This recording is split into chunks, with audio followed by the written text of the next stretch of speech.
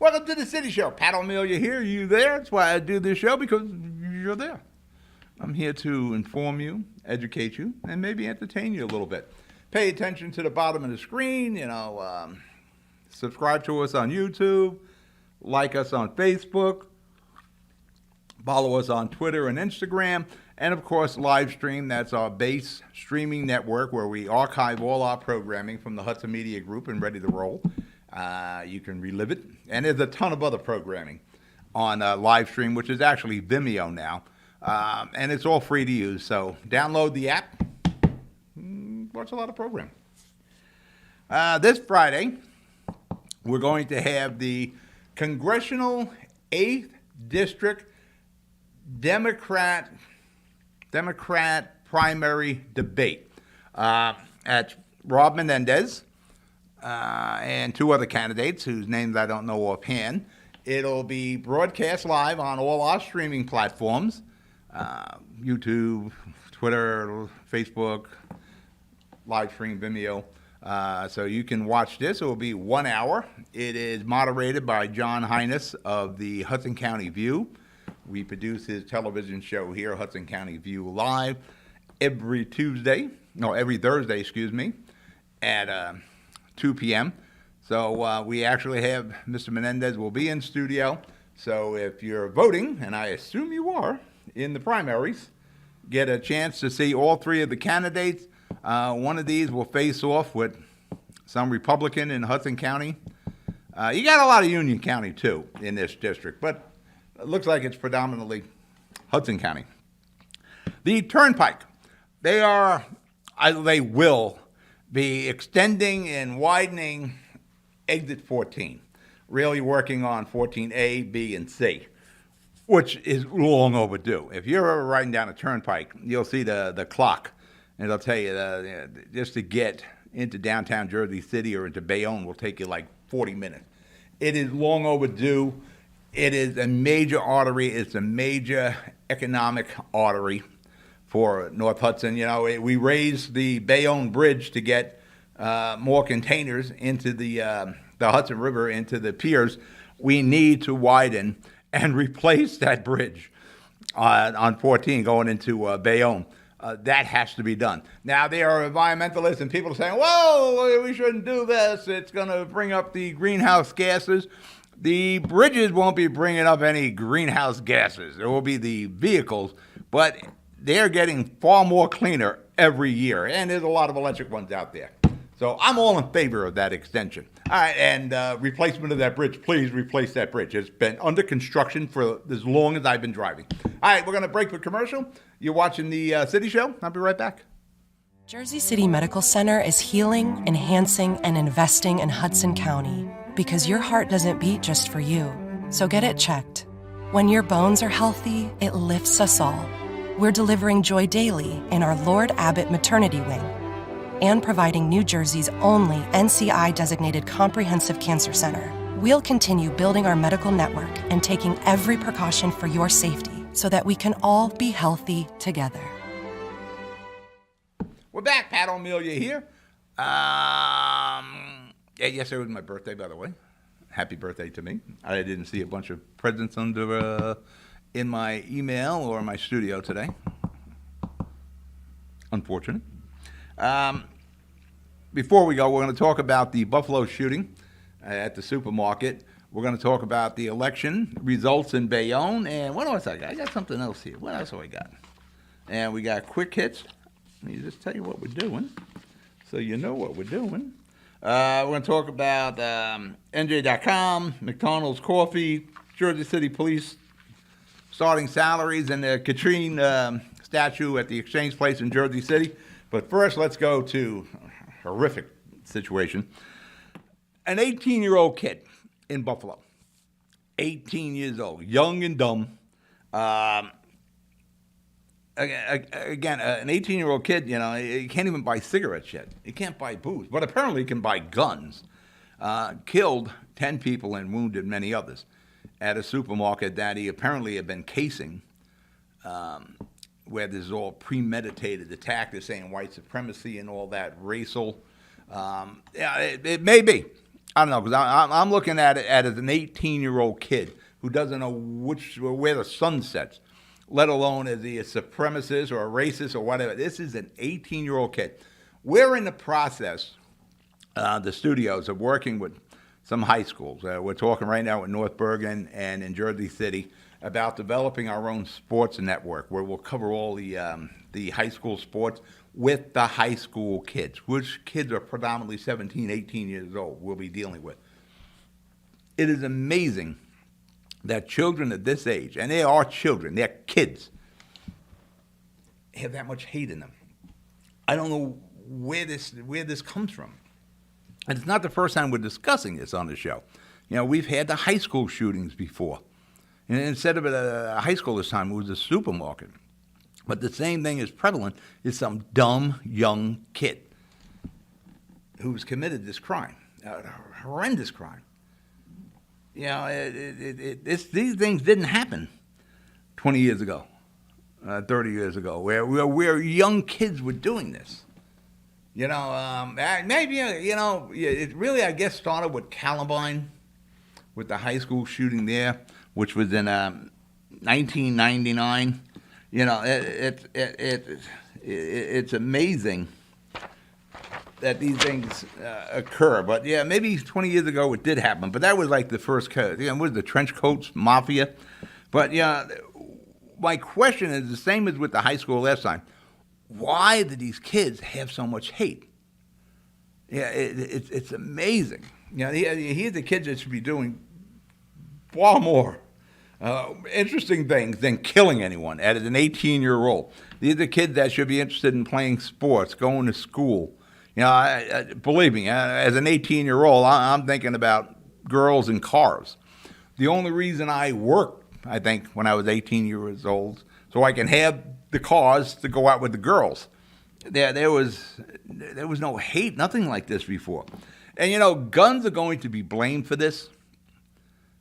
Yeah, there were red flags with this kid. Maybe he probably shouldn't have been allowed to buy a gun, but he was allowed to buy a gun. The guns are going to be blamed for this, but really it's the hate that did this. If this kid didn't have guns, there would have been, you know, a firebomb or something like this. This kid had that kind of hate in his heart. And I don't understand how young and dumb kids could have so much hate that they would kill and maim and injure innocent people they didn't know, strangers to them. How the hell are these kids having this much hate in their heart that they would go, and this kid went out of his way to commit this heinous crime.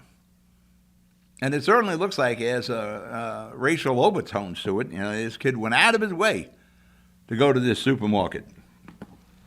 Again, here's an 18-year-old kid, you know, doesn't know which way it's up. You know, we're starting to talk about working with these high school kids, the same age. And these kids should be interested in trying to go to college, in sports, and girls, and cars, that sort of thing. Not killing people. I have a problem getting my head around what this kid did in Buffalo. But, you know, this has happened, you know, I guess the Columbine was 1999, so yeah, this stuff did happen. Excuse me, I correct myself. This happened 20 years ago, but that's really where it started to begin. You know, when I was a kid, the only time you heard of anything like this was the post office employee would go postal and would shoot up the workplace. But you didn't hear about kids doing this. You know, as a society, somehow we failed. I don't understand how we have kids filled with this kind of hate. And that's what this is. It's this hate, revenge, whatever's in these kids' minds and how it gets there, that they would want to kill and injure innocent people that they don't know.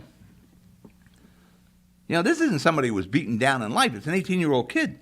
This isn't somebody who's going to blame others for their own created problems or demons.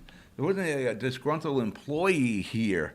Well, like I said, going postal. This is a case his wife left him. He's a homeless and he has a drug problem.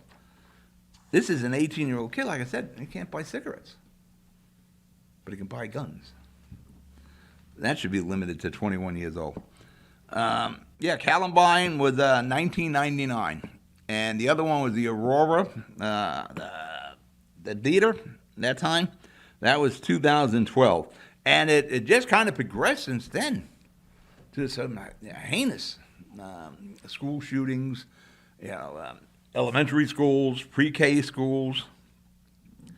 And, I don't understand why a young kid, and I like working with young kids. That's why I'm really looking forward to this high school sports and entertainment network that we're working on putting together. And hopefully we can bring them online around the same time, working predominantly with, I think, seniors and juniors. I don't know if we'll get into sophomores, but the idea is to train these kids who want to be in sports broadcasting, kids who want to be involved in the sports business. We're working in ESPN. Maybe we get a Tom Brady deal. We're getting $37 million a year to call football games. But it's amazing. Here's the kid who should have been, seeing Doctor Strange in the multiverse of madness, not killing people in Buffalo. And we all have to ask ourselves, why are these kids so filled with hate? And like I said, this kid was not without red flags. There's a failure here with this kid and all those other kids who committed similar heinous crimes. And then the sad thing is, this isn't uncommon anymore, and this won't be the only case of it. And it's sad, and somewhere there's a failure here. All right, we're going to break the commercial. We're going to come back and talk about the Bayonne election. You're watching The City Show. We'll be right back. I've got cancer. We've got the highest level of cancer care. The latest clinical trials. Researchers working to find a cure. And nurse navigators to guide you every step of the way. At New Jersey's only NCI-designated Comprehensive Cancer Center, your safety has always been our top priority. I've got cancer, but I also have peace of mind. Jersey City Medical Center and Rutgers Cancer Institute of New Jersey. Let's beat cancer together. We're back, City Show here. Pat O Melia, you there? Bayonne. There were some elections throughout Hudson County, Union City, Weehawken, Bayonne. Really the only hotly contested, even though the voter turnout was quite low, was Bayonne. Everything else was pretty much a slam dunk. Can't get words out today. Mayor Davis and his ticket swept the election. And that's really interesting in a hotly contested election like that, to sweep the ticket. And how does that happen? When, again, this is, there were ads going back and forth, accusations. This was no, like I said, slam dunk for anyone this time around. Not an unopposed race. There was opposition here, organized, funded opposition. You have to look at, there were three candidates, but there were only really two, Sharon and Mayor Davis. You have to look at Sharon's strategy or lack thereof. She had an awful strategy of dealing with the incumbent, Jimmy Davis, and a very powerful ticket. And, you can blame her campaign people, the DeMarcos and Raines and all that, but it does stop with the lead candidate, and that's Sharon. And it, like I said, it isn't often in a hotly contested contest like this, even though the voter turnout was low. It was certainly contested, that you see a sweep like this.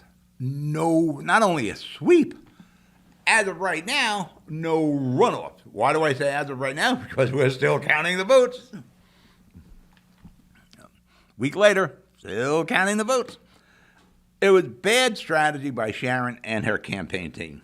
Sharon's biggest mistake, and I guarantee she will regret this for her entire political career, was not debating Jimmy Davis. Mayor Davis agreed to be in the televised debate that we produced in the studio. There was another debate a couple of days before, which depends on what conspiracy theory you want to, subscribe to. Was it there to poison the water for the Tuesday debate, to poison the water for the Thursday debate? But the Tuesday debate was a crap show. I mean, it was awful. I can't use the S word on television. It was awful. The audio was awful. The camera work was awful. Everything, every aspect of that debate was awful. When they don't even bother to hire a camera person to televise the debate, you know there was another issue at play here. Sharon had the opportunity in the televised debate with production values and podiums and cameras and graphics and all the stuff that you come accustomed to seeing in the debate. That was her chance. She knew Jimmy Davis was going to be there. Jimmy Davis said he would be there. He never said he would be at that Tuesday debate. This was Sharon's golden opportunity. But for some reason, Sharon said, well, he didn't show up to a Tuesday debate that he never agreed to show up at, by the way. And he never even directly spoke to Jimmy Davis about anything with that Tuesday debate. As the incumbent, you take any opportunity you can get to go face-to-face with the incumbent. You're the challenger. You want to get face-to-face with the incumbent. That's your main target. To turn down that opportunity was ridiculous. And I guarantee she turned it down. Guarantee she was sitting at home watching it that night. And she must have been kicking herself in the butt saying, I should be here. My campaign is losing right now because I'm not going face-to-face with the incumbent, the mayor of Bayonne, who is there in front of the moderator, and there's two podiums there. There was a fringe of the third candidate, but Sharon was the main opposition to the Davis ticket. Her only chance to go face-to-face for 90 minutes with the mayor of Bayonne. That's where she lost the election. Or at least a chance at a runoff. She blew it. Whoever advised her, and I'm not going to blame her campaign people, whoever advised her is at fault, but it gets down to Sharon, who for whatever reason turned down an opportunity to go face-to-face with Mayor Davis on a televised debate where everybody got to watch it. Not only did they get to watch it live, they could have went back and watched it on all our streaming platforms and archived on Vimeo, but we played it like 10 times after the live debate. We had it on Optimum, Channel 18. We had it starting, I think, the Tuesday after the debate. We had it in the evenings, we had it in the afternoons, we had it in the mornings. And the people of Bayonne got to watch it live. Then we tweeted it, so they got to watch it at their leisure, or they got to watch it in their living room on their TV, courtesy of Optimum Cable. And what they got to see was Jimmy Davis alone, Mayor Davis alone, answering questions for 90 minutes. It gave the appearance of an uncontested election. It looked like Union City, where there was nobody running against Mayor Stack. That may have contributed to the low voter turnout. It looked like there was no real opposition because Sharon, in her wisdom, decided, no, I'm not going to take a golden opportunity to go face-to-face with my opponent, the one person I'm trying to take down. I'm trying to take his job and get my ticket to the finish line. I decided not to do that. Now, there's some talk that Sharon's not a good public speaker, that Jimmy would probably have wiped up the floor with her, but we will not know that because Sharon's strategy was to not appear at this debate. And also a strategy with the press release where she's talking about the debate was a pretense. The debate was not a pretense. Al Sullivan is beyond reproach. There was no backroom deals between Al Sullivan and Mayor Davis. This was a straight, and nobody in Hudson County has produced more debates than the Hudson Media Group and I since 2000. You know, last election cycle alone, we did about 10 or 12 debates, I think. Davis didn't duck his opposition. He agreed to be there. And he was there. You know, Sharon come running in at the last minute. Oh, I'm here. Let's go have a debate. He was there. He wasn't running and hiding like Sharon did. So when Sharon's licking her wounds and trying to pay off her campaign debt, that's where you made the mistake, by not having the opportunity, by not giving yourself the opportunity to debate Mayor Davis, who didn't run and hide. He was there, live, for all of Bayonne to watch. By the way, Brian Stack and Richie Turner, Brian Stack in Union City and Richie Turner, Both ran unopposed. Both won. Congratulations. And again, why does it take so long to count the votes? For that matter, we'll pick that up on the flip side. You're watching The City Show. I'll be right back. Jersey City Medical Center has a passion for heart health. We're Hudson County's only full-service heart hospital with innovative technologies and premier cardiovascular physicians, a partnership with Rutgers Health, the latest technology and medical advancements, and nationally renowned care for every heart in every community. Whoever your heart beats for, our hearts beat for you. Jersey City Medical Center.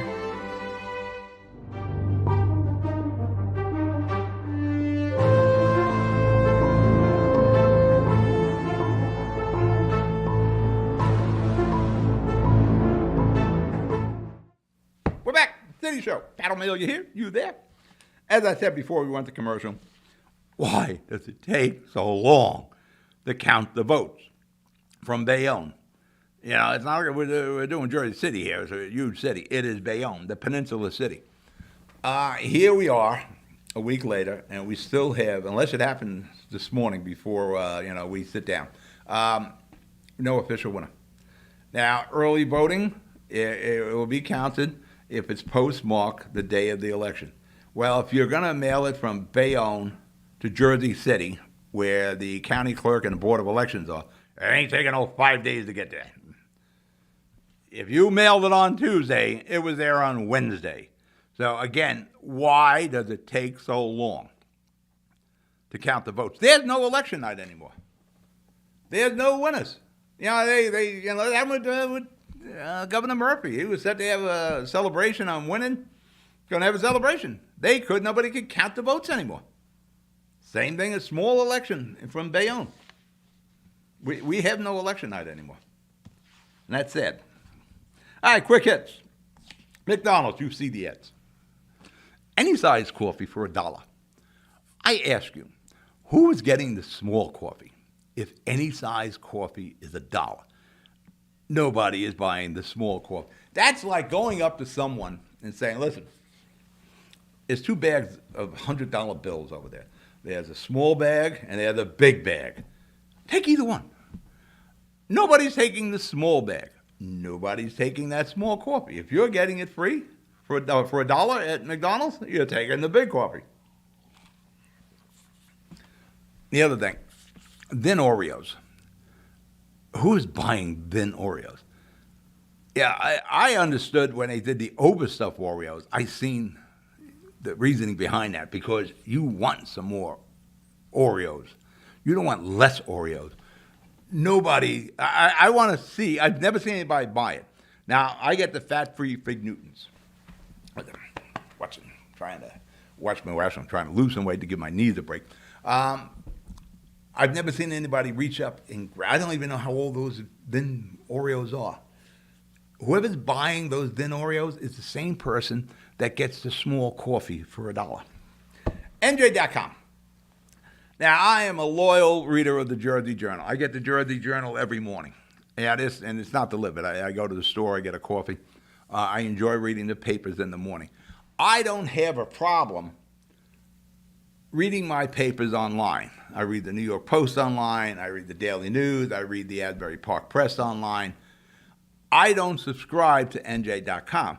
Reason being, basically, I'm reading the Jersey Journal. I'll read some of the other stories, but I'm there for the Jersey Journal. Now, we're going to put up a little picture there. This is a screenshot from my phone. All weekend, there were no stories posted. You'll see a gap. I think they had 2 stories finally posted on Monday morning when I took that screenshot. And you look at it, you say 1 hour, 3 hours, and 22 hours. I need stories. If you want me to invest like $15 a month for NJ.com, you have to put stories out there. And even if I click on a story, subscriber, I would subscribe if you put some stories there. You can't try to charge me monthly when there's a gap of like 22 hours between your posted stories. I'm not giving you $15 a month. You know, like I said, all the other ones there's stories there all the time. Not with NJ.com. And some of the stories where it's subscriber only, it really shouldn't be, but they're trying to force you into it. I would willingly become a subscriber with NJ.com if they put some friggin' stories on it. And it gets even worse on the weekend. It's like there's no news. Actually, it gets so old, the story, that it says, 1 day, 2 days, not even hours anymore. Jersey City PD. There was an op-ed in the Jersey Journal about we should pay the JCPD, the new recruits, the rookies coming in, more money so they can afford to live in Jersey City. Well, let me tell you a problem with that. The more money the city spends, the more it costs to live in Jersey City.